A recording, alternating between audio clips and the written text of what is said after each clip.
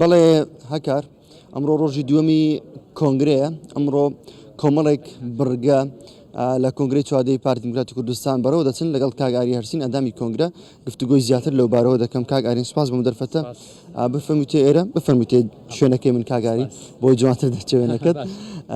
ئەمڕۆ ڕۆژی دووەمە ئەوەی کە هەیە لە بەرنامەی کاردا چییە؟ ئەوەی کە هەیە ئێمە چوار لیژنە دروست بووە کە لیژنەی پەیڕەوە و لیژنەی هیچکاڵایە و دوو لیژنەی تر مناقەشەی ئەو دەرەنجامی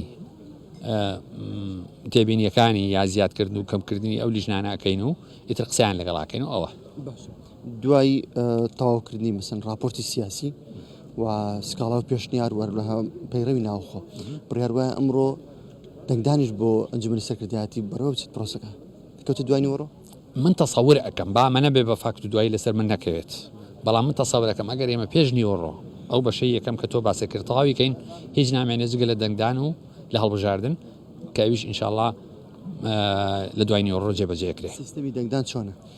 هەتا ئێستا سیستەمی دەنگدان هەتا بڵێن فۆرمەکان پڕ نەکەنەوە ئەوانی کە کاندیدن شێوازی بڵێن دەنگدانەکە هین ناکرێ باز ناکرێ چکە لە هەموو دنیاوایە. باشە با بچینە سەر هەندێک بابەتی سیاسی لە دەرەوەی کۆنگرە کاگاری لاەنە سیاسەکان چاوەڕێم کۆنگریان خەڵک چاوەڕێم کۆنگرەیە هێزە سیاسەکان هاوبەشەکانتان لە حکوومەت چاوەڕێی ئەم کۆنگرین پارتی چۆن لەم کۆنگرێ دێتە دەرەوە مامەڵەی چۆن دەگۆڕێ لەگەڵ حیزبەکان مامەڵەی ئێوە لەگەڵ حیزبەکان دەگۆڕێ ئەگەر بەگۆڕێ دەکچێت ئاستێک نزیکتر دەبنەوە یاخود ئەوە تا ئەو کێشانی کە هەن قوڵتر دەبنەوە.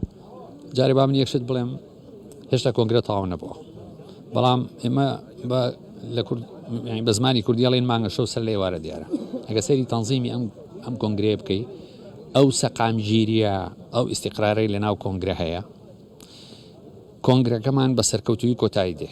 ئەمە کۆنگرەی سەرۆک مەسعود بەرزانیە بە سەرکەوتووی کۆتایی دێ. ئێمە هەتا ئێستا هەموو هەوڵێکی هی پارتی دیموکراتی کوردستان ئەوە بووە کە سەقامگیری ناوخۆی هەرێمی کوردستان و یەکریزی بپارێزێ. جەنابی سەرۆک بەرزانی دوێنێ تەشیدی لەوە کردەوە کە ئێمە پێمان خۆشە و دەمانەوێت لەگەڵ هەموو لایەنەکان بینمان خۆش بێت و فەرمووی بەرنامەیەک دائەنرێ لە دوای کۆنگرە بۆ بەسەرکردنەوەی هەموو لایەنە سیاسیەکان و جەنابی کاک نەچیروان جێگری جەنابی سەرۆک ئەویش تەشیدی لەوە کردەوە کە ئێمە لە دوای کۆنگرە بە گڕوتینێکی زۆرەوە بەرەو لایەنە سیاسیەکانە چین بۆی ئەو یەکریزیەی کە پارتی لە پێش هەموو کەسێکا لێی مەسئولە یەکریزی کوردستان ئێمە لێی مەسئولین ئەوە بتوانین مسۆگەر بکەین. ناتوانانی بشاردرێتەوە کە ناکۆچی و کێشە هەیە لە نێوان پارتی دیموکراتی کوردستان و یەکێتی نیشتیمانی کوردستان چۆن ئەم کێشانە چارەسەر دەکەن؟ ینی من دەبیستم تەنانەت لە ئەندامانی باڵای هەردوو حزب کێشەکان قوڵن و بەدەگمەن لە ماوەی توانین بڵێن 17 ساڵی ڕابردوودا کێشەی وا لە نێوان پارتی و یەکێتی دروست بووە. چۆن ئەم کێشانە چارەسەر دەکەن؟ چ میکانیزمێک دەگرنە بەر؟ ئەزانی وەکو هەموو کێشەی ئێمە یەکێتی کێشەی سیاسیە، یعنی بڵێن ئینتیقامی عەشیرەیی و ئەم شتانە نییە،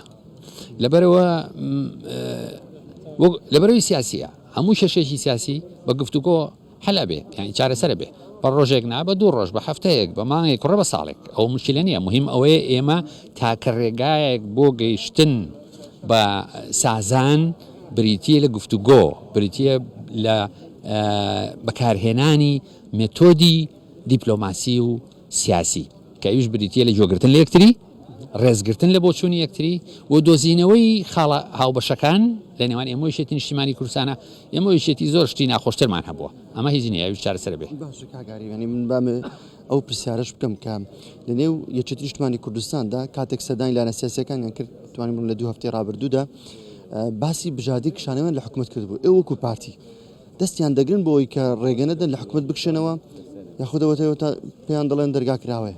ئەو مانۆڤری سیاسیە ئەوە تووڕەبوونیەکە ئەوە هەڕەشەیە ئۆکەی مشکلە نییە، بەڵام یەکێتی نیشتیمانی کوردستان خۆیان نەزانن بەکشانەوەیان لە حکوومەتی هەرێمی کوردستان چاوەڕێی ئەنجامێکی قورس ئەبێ بکەن بۆ هەرێمی کوردستان لەبەر شتیوان ناکەن. ئەنجامەکە چی دەبێت؟ ئەنجامەکە شتێکە بێت کە بەدڵی هیچمان نابێت لەبەرەوە ئەوان ئەگەر ئەویان کرد ئەبێ مەسئولیەتی ئەوەش بخەنە سەر شانی خۆیان کە عاقیبەتی هەرێمی کوردستان بەرەو ئاڕستەیە گەڕوە کە لەوانەیە زەرمەندی یەکەمی نیشتیمانی کوردستان بێ بەڵام خەڵکی کوردستانی پێ خۆشحاڵ نابێت. زۆر سپاس کاگاری سپاس بۆ جەنابتان.